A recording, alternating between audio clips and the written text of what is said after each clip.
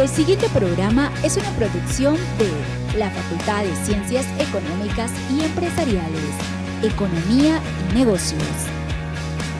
Le damos una cordial bienvenida al programa de Economía y Negocios, donde el propósito de este programa es abordar temas relacionados con la economía, con la sociedad y su funcionamiento. Agradecemos a la Facultad de Ciencias Económicas y Empresariales y al Canal 11 Televisión Universitaria por apoyar y difundir este programa. En nuestra sesión del día de hoy estaremos hablando sobre los desafíos económicos de Santa Cruz. Estaremos hablando desde un contexto histórico, cómo es o cuáles han sido los factores que han llevado a que el departamento tenga mayor contribución económica al país. También estaremos hablando sobre los desafíos, las oportunidades y una perspectiva hacia el futuro. Y vamos a comenzar con el momento económico financiero. ¿Cuál es el propósito de esta sección? Básicamente es dar a conocer un hecho relevante en términos de economía o finanzas. En tal sentido, uno de los premios más importantes a nivel internacional que existe es el Premio Nobel en Economía. Y por tercera vez se ha otorgado este Premio Nobel en Economía a una mujer que es Claudia Goldin, economista de la Universidad de Harvard, quien ha sido laureada con el Premio Nobel por sus contribuciones en estudios relacionados con la brecha salarial entre hombres y mujeres, por sus estudios sobre cambio tecnológico y la importancia de la fuerza laboral femenina. En otras palabras, Claudia Goldin de la Universidad de Harvard ha sido laureada por sus estudios en factores claves en diferencias de géneros en el mercado laboral. Mencionábamos de que es la tercera mujer con el Premio Nobel. Anteriormente ha estado Elinor Ostrom en el 2009 y Esther Duflo en el año 2019. Esta fue nuestra principal noticia del momento económico financiero. En tal sentido vamos a ir con nuestros primeros anuncios institucionales y continuamos con más del programa de Economía y Negocios.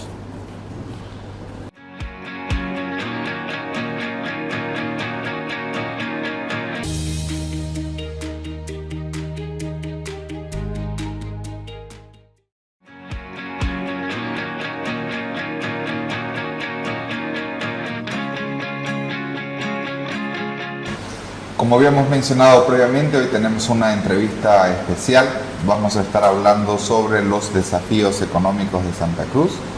Para ello tenemos como invitado especial a Pablo Mendieta Ocio, quien es director del CEBEC de Caínco. Pablo, ¿cómo estás? Muy buenas noches. Buenas noches, querido Alejandro. Un gusto estar acá y felicitaciones por los programas.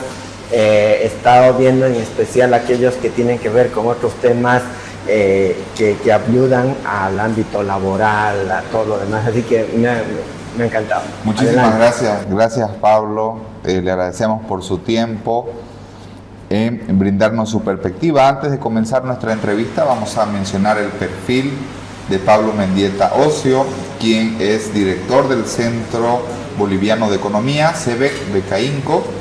Previamente y hasta el 2013 fue subgerente de investigaciones económicas del Banco Central de Bolivia.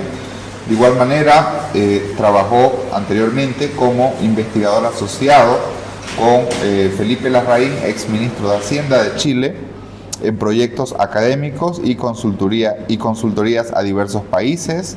Ha sido profesor de economía en Santiago de Chile, La Paz y en Santa Cruz. Es magíster y especialista en macroeconomía aplicada de la Universidad Católica de Chile, economista de la Universidad Tomás Frías y tiene estudios doctorales en la Universidad Privada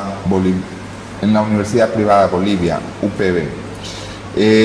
Nuestra entrevista del día de hoy está basada básicamente en lo que es un capítulo del libro, que es el libro de Modelo de Desarrollo Cruceño, Factores y Valores que explican su éxito.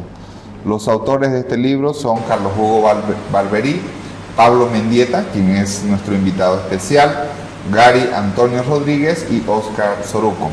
Como es habitual en este programa, uno de los objetivos fundamentales es difundir la investigación, difundir a la sociedad, desde luego en términos bastante sencillos, porque las investigaciones tienen una notación muchas veces científica, técnica y desde luego en un marco riguroso, ¿no? Entonces, nuestra entrevista está basada en todo caso en lo que es un capítulo del libro, que es el capítulo número 4, Bases Económicas del Desarrollo Cruceño, Fuentes, Concurrencias y Desafíos. Antes de iniciar ya lo que es el tema central de nuestra entrevista, siempre es importante hablar del contexto. Pablo, ¿cuál es el contexto económico internacional y nacional que tenemos actualmente?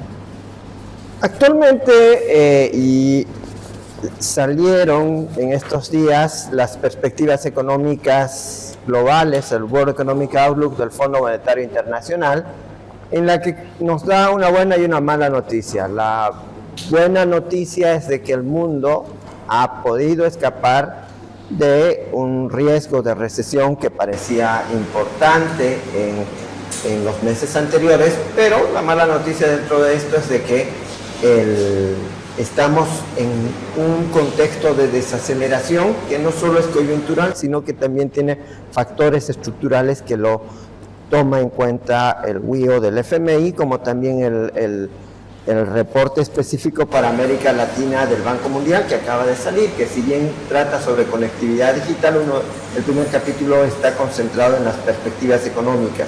Entonces, a nivel mundial tenemos esa lectura mixta. A nivel nacional, yo encontraría de que hay una situación de vulnerabilidad, desafortunadamente, de alta vulnerabilidad, marcada por una crisis de balanza de pagos, una crisis cambiaria. De hecho, cuando uno ve la literatura, los estudios que se hicieron al respecto, fundamentalmente a fines de los 90, que era cuando los tipos de cambio fijo eran más populares, uno encuentra que Bolivia en este momento cumple con casi todas las condiciones de un país con crisis de balanza de pagos o crisis cambiaria. Ahí creo que Bolivia va a ser un caso de estudio porque ha tenido más resiliencia. ¿En qué sentido? En el sentido de que la crisis estándar implicaba un fin abrupto del régimen cambiario y eso no lo hemos visto en estos meses. Entonces hay muchos aspectos que van a hacer del caso boliviano como un caso de estudio. Esa es la opinión que tengo al respecto. Algo que llama la atención en este contexto de crisis de balanza de pago es que las expectativas no se han dañado, ¿no? Hemos tenido agentes económicos que no se han asustado y no han reaccionado negativamente como se esperaría, ¿no? Claro, ahí yo creo que, y tratando de ver las causas detrás de esto, es que yo comprendería, y esto lo baso también en conversaciones con economistas del exterior, con los cuales hemos hablado harto sobre este tema. Hay mucho de economía conductual, de behavioral economics. ¿En qué sentido? En el sentido de que en una crisis cambiaria estándar, lo que sucede es de que en el momento que se está aproximando el fin, como es la postulación estándar de Paul Krugman del modelo de crisis de primera generación del año 79, la gente se asusta y hace un cambio de portafolio inmediato, va a los bancos, cambia, y el colapso es inminente, y eso no lo hemos visto acá. Entonces, yo entendería que hay dos elementos que podrían haber generado esta resiliencia en términos de expectativas. El primero es de que durante muchos años hubo una señal de que la crisis viene como cuando en el cuento, ¿no? El lobo va a venir, el lobo va a venir, el lobo va a venir. Y ojo que estas señales venían desde hace 10, 15 años, entonces creo que la gente se ha acostumbrado a escuchar mensajes de va a venir la crisis, y cuando esta ya se manifiesta, dice no, bueno, tal vez no va a venir. Ese es el primer elemento que tomo al respecto. Y el segundo tiene que ver con el hecho de que quieras o no, comprendería que el mensaje de la bolivianización ha calado, esa es mi lectura, en la población. ¿A qué me refiero? Que en este momento la gente en general sigue haciendo transacciones en boliviano, y inclusive la brecha, el black market premium que existe entre oficial y paralelo no es tan alto como, comillas, lo dirían los fundamentos.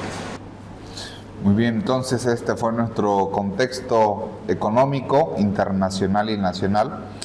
Entrando ya al tema que nos ocupa el día de hoy, si analizamos la historia económica cruceña, bueno, en su capítulo del libro lo manifiesta, existe un cambio significativo a partir de la segunda mitad del siglo XX, de la década del 50, creo que el libro menciona 1952, 53, no me recuerdo muy bien, pero en torno a los 50. Sí, en torno a los 50. ¿Cuáles serían los factores asociados con este cambio en el departamento de Santa Cruz?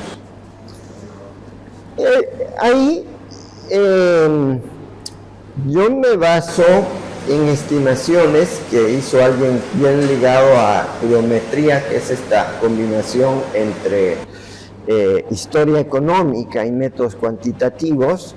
Hay un boliviano en España que es José Pérez Cajías, que es alguien que ha estado muy metido, por ejemplo, ha reconstruido el PIB de Bolivia desde 1890, y tiene un documento en el que hace una deconstrucción regional, y uno ve que el año 50 el PIB como de Santa Cruz como porcentaje del total era como el 10%, o sea, 1 de cada 10 bolivianos de producción se generaba en Santa Cruz, y hoy día eso se ha triplicado.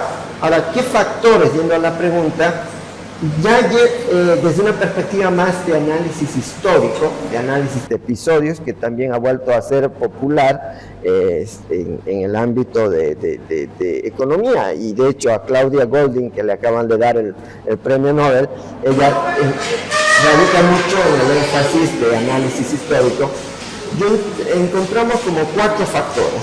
Uno de los factores es que Santa Cruz no estaba tomada en cuenta porque desde los centros de poder en ese momento no se veían recursos como para decir, mira, yo voy a invertir en esta región, pero eso cambia con el petróleo, cuando se descubren campos de petróleo allá en la primera parte del siglo XX.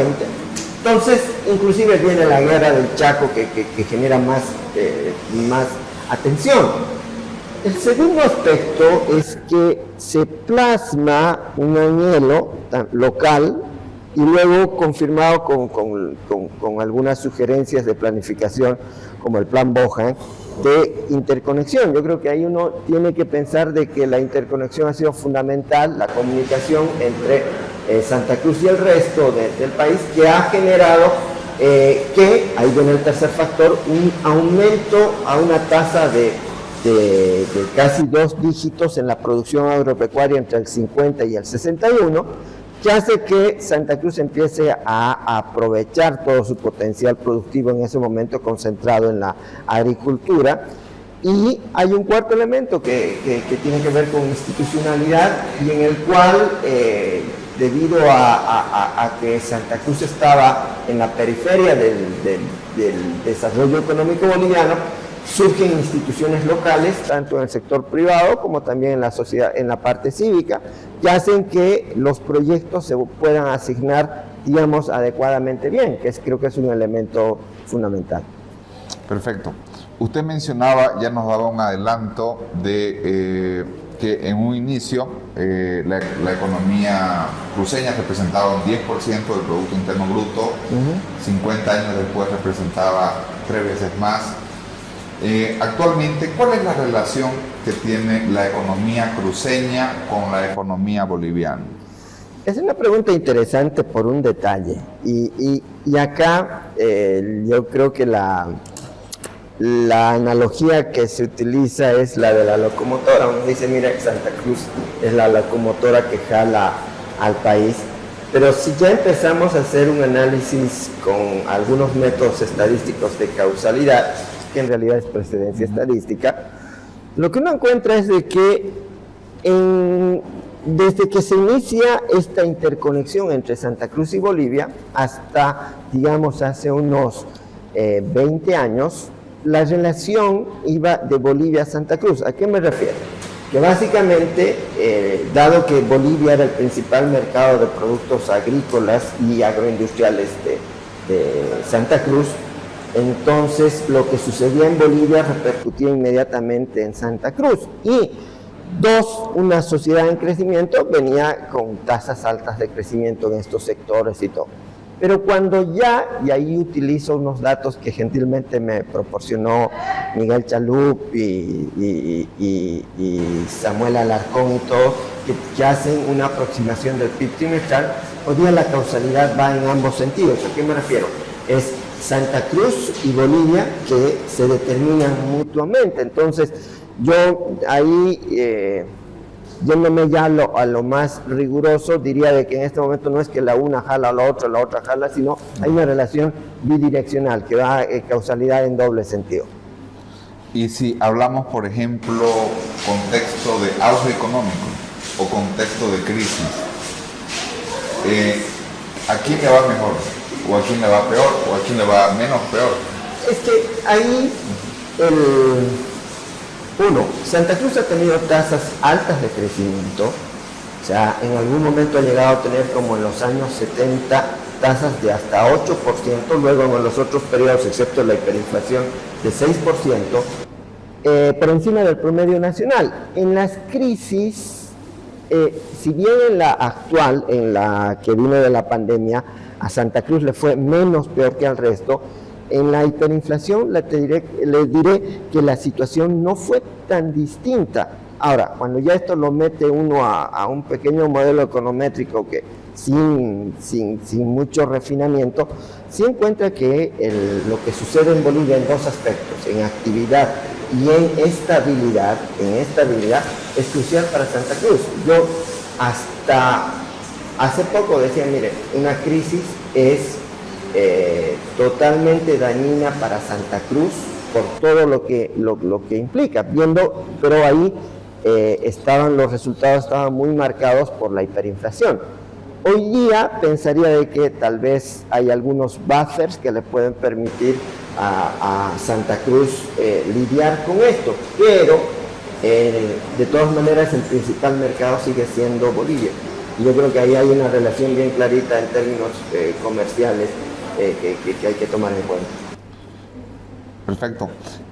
Continuando con el capítulo del libro, usted en su capítulo cuantifica lo que son las fuentes del crecimiento económico cruceño. ¿Cuáles son o cuáles han sido estas fuentes del crecimiento? A ver, una aclaración interesante. A ver, ¿cuál es el valor agregado del capítulo? Y eso quería comentar. El valor agregado del capítulo es que uno aprovecha una retropolación del Producto Interno Bruto. Es decir, el Producto Interno Bruto hoy día departamental lo tenemos del 88 a el año 2022, que salió hace una semana. Eso es lo que tenemos. Lo que hicimos en un proyecto en CAINCO hace unos 5 años fue conseguir estimar este PIB desde el año 65 hasta el 87. Entonces, eso ya nos daba pie para hacer anualmente algún análisis de contabilidad de crecimiento que lo voy a explicar en unos segundos. El segundo aspecto es tratar de encontrar cuánto ha sido el stock de capital. Capital, para explicar al aspecto, nos referimos a maquinaria, por una parte, y segundo, la parte de construcción, edificaciones, puentes y todo lo demás.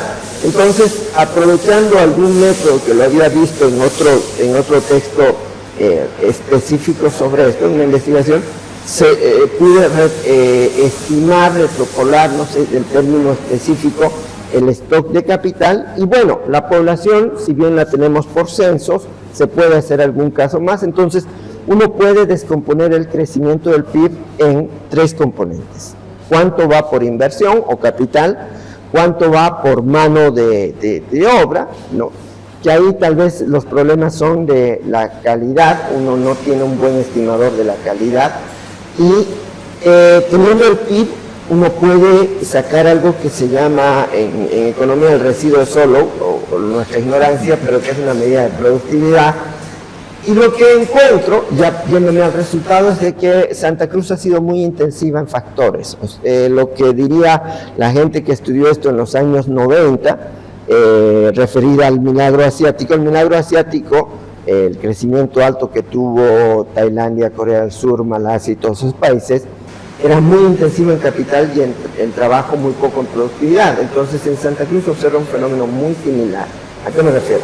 De que ha sido un imán para atraer capital, un imán para atraer trabajo, y ahí uno ve los flujos migratorios, pero que la parte de productividad es el siguiente desafío que tiene que ver Santa Cruz, y no productividad en el agro, donde tomando datos de la Oficina de Agricultura de los Estados Unidos, del Departamento de Agricultura, uno encuentra que el sector agrícola en Bolivia ha tenido alto crecimiento de productividad, pero sí en los otros sectores, cómo aumentar la productividad. Ese es un desafío hacia adelante súper claro que uno ve en los datos.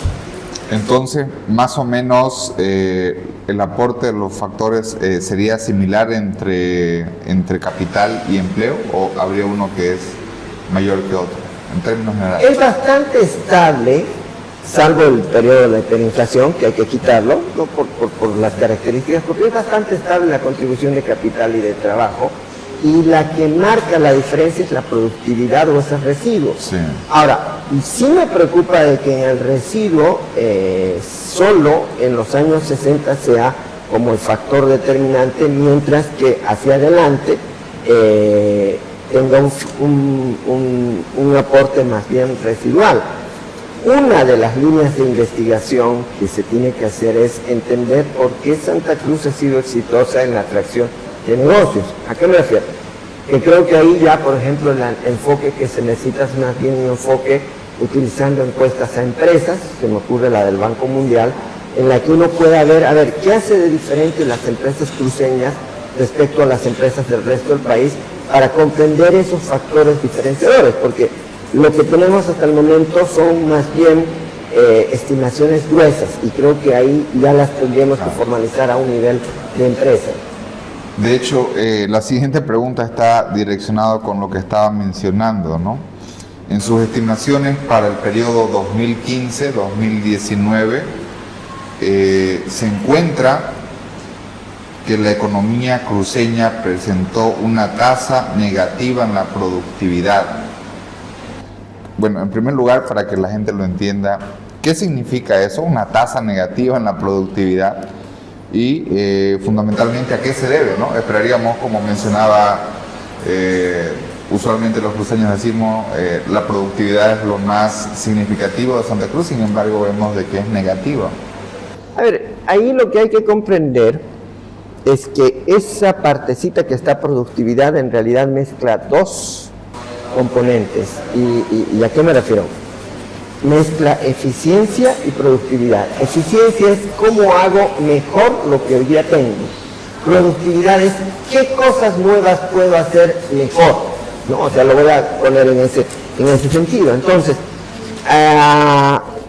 sin ánimo de entrar a análisis más técnico, ahí alguna vez sí me tocó hacer para Centroamérica y para Latinoamérica análisis de algo que se llama fronteras estocásticas de eficiencia, en lo cual uno puede descomponer lo que es eficiencia de productividad.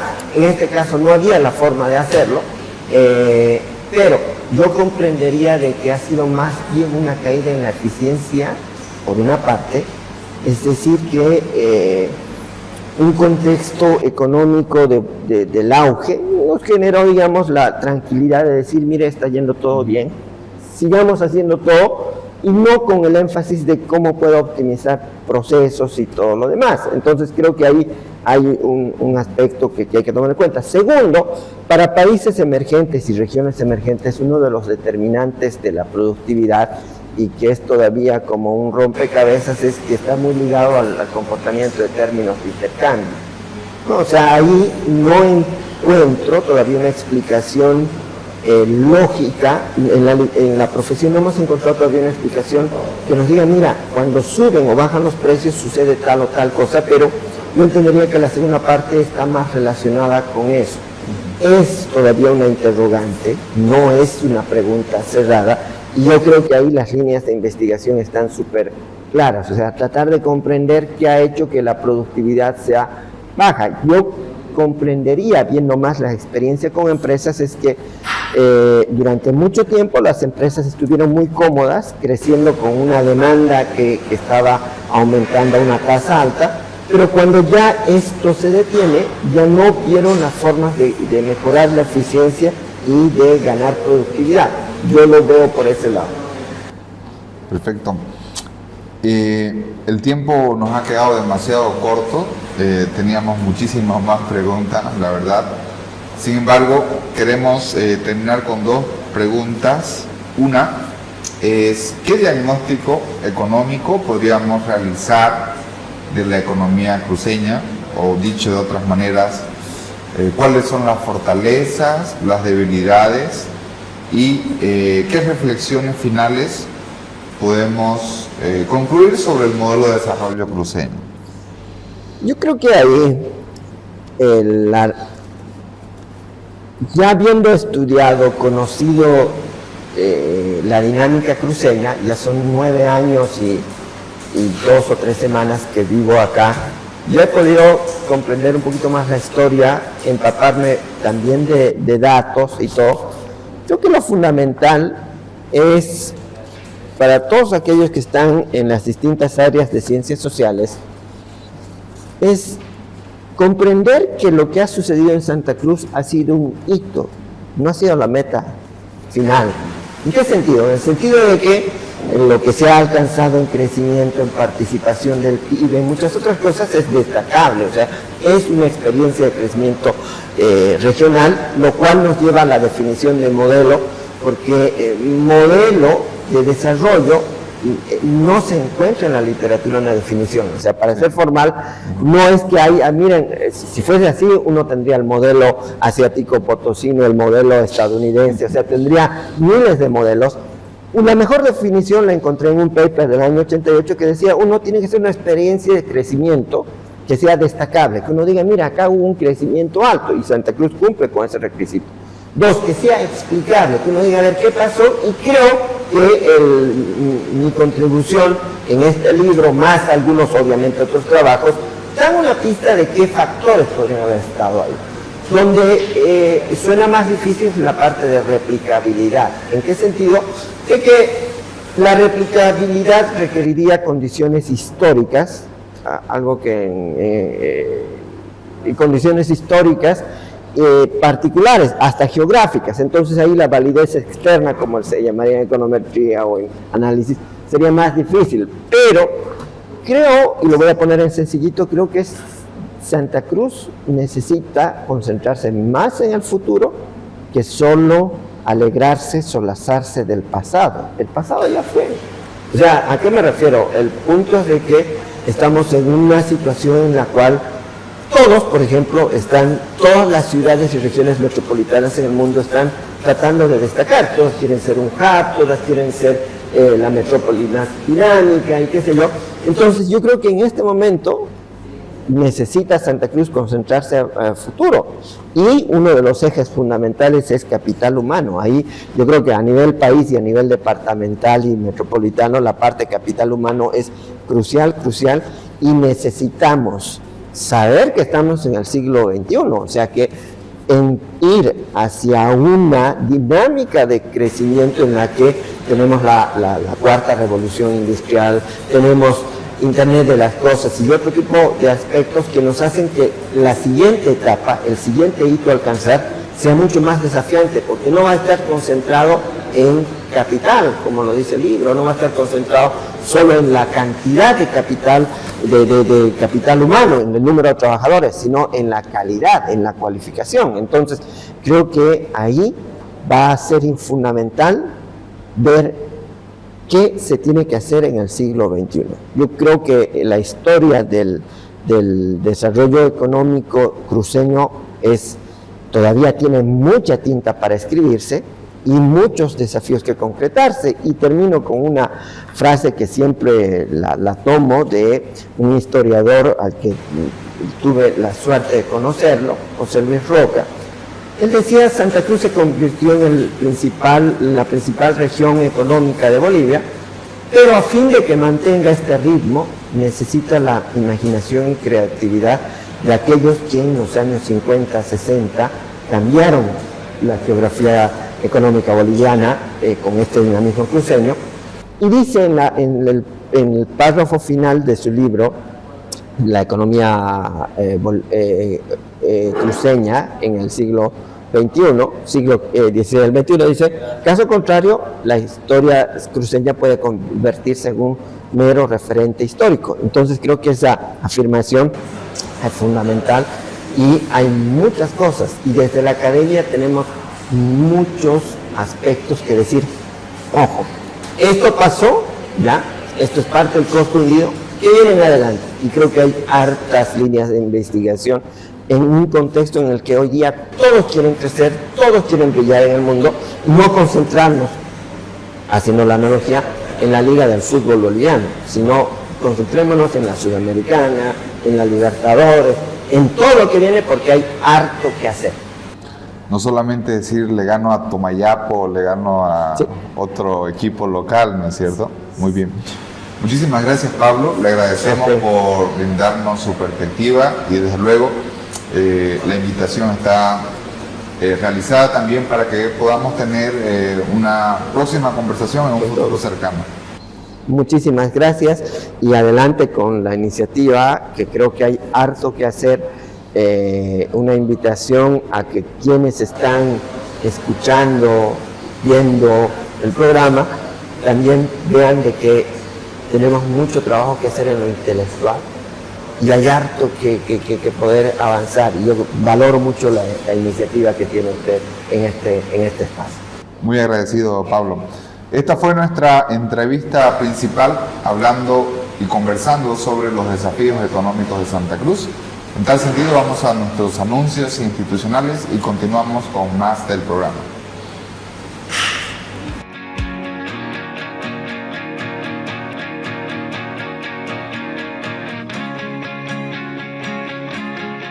En nuestro programa del día de hoy estuvimos hablando sobre los desafíos económicos del departamento de Santa Cruz. Comenzamos con una pregunta que es a nivel de contexto económico internacional y contexto económico nacional. En el contexto económico internacional hay una noticia buena y una noticia mala. ¿Cuál es la noticia buena?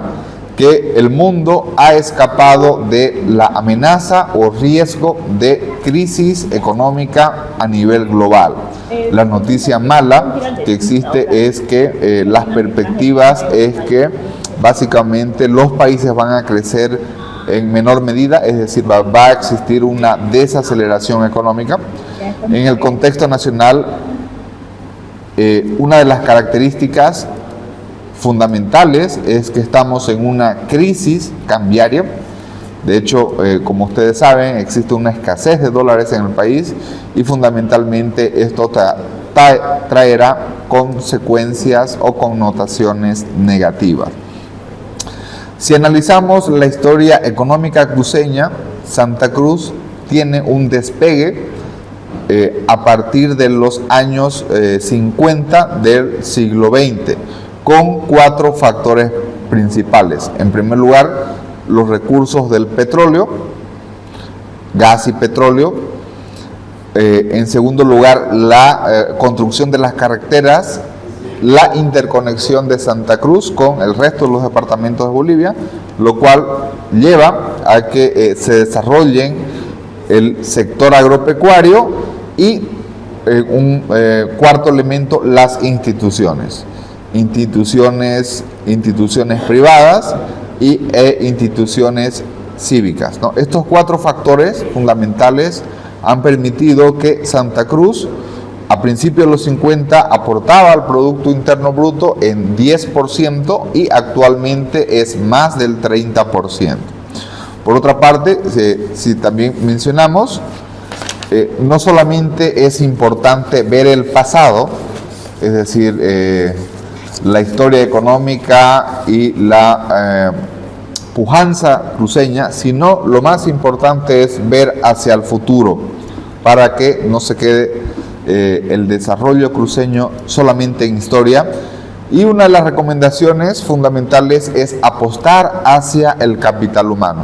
En pleno siglo XXI estamos en la era de la cuarta revolución industrial, estamos en la era del Internet de las cosas y por lo tanto es importante potencializar como uno de los desafíos el capital humano en el departamento de Santa Cruz. Estas y otras fueron nuestras principales conclusiones sobre los desafíos económicos en Santa Cruz. En tal sentido, los invitamos a que nos pueda acompañar en el programa de Economía y Negocios. Recuerden, los días sábados a las 8 de la noche y el día domingo en el mismo horario por Canal 11 Televisión Universitaria. Muchísimas gracias.